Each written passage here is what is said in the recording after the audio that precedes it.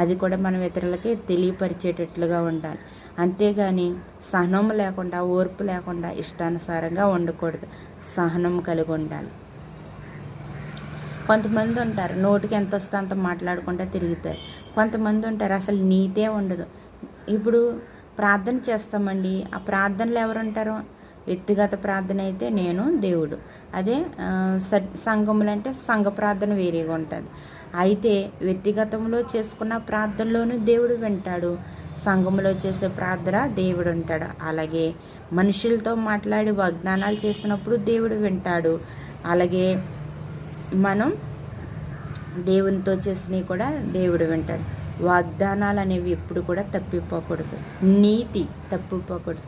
కొంతమంది వాగ్దానాలు మాత్రమే చేస్తారు, కొంతమంది మాటలు మాత్రమే చెప్తారు, కానీ వాళ్ళకి నీతి ఉండదు. కానీ ఆ ఆజ్ఞలు ఏ అయితే ఉన్నాయో, లేక ఆ యొక్క మాటలు ఏ అయితే ఉన్నాయో వాటి మీద నిలకడగా నిలబడరు.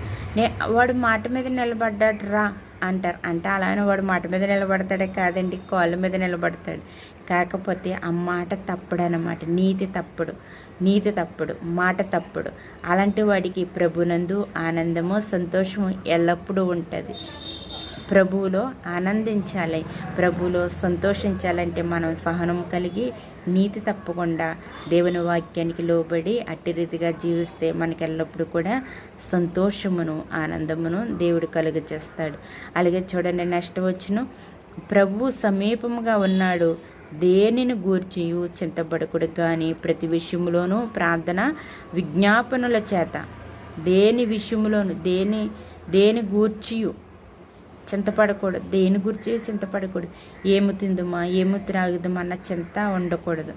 ఏమి సంపాదించుకుందామా, ఎంత పోగొట్టుకుందామా అని చింత ఉండకూడదు. దేనిని గురించి కూడా చింత ఉండకూడదు. ఎందుకంటే మనము నమ్ముకున్నది నిజమైన దేవుడిని నమ్ముకున్న వాళ్ళకి ఏ కష్టాలు ఉండవు, ఏ సుఖాలు ఉండవు, అన్నీ సంతోషాలు, ఆనందాలే. అంటే లోకంలో చాలా శ్రమలు ఉంటాయి, చాలా కష్టాలు ఉంటాయి, చాలా ఇబ్బందులని ఎదుర్కొంటాం. కానీ ఆనందం ఎక్కడుంటుంది? దేవునిలో మాత్రమే ఉంటుంది. ఈ లోకంలో ఆనందిస్తున్నట్టుగా నటిస్తారు కొంతమంది, నటనే. అది కేవలం నటనేనండి, అది నిజమైన ఆనందం కాదు, అది నటనే.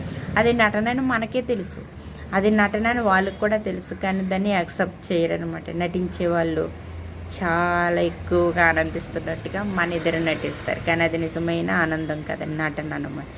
ఈ నటించే వాళ్ళ జీవితంలో ఆనందం, సంతోషం ఉండదు.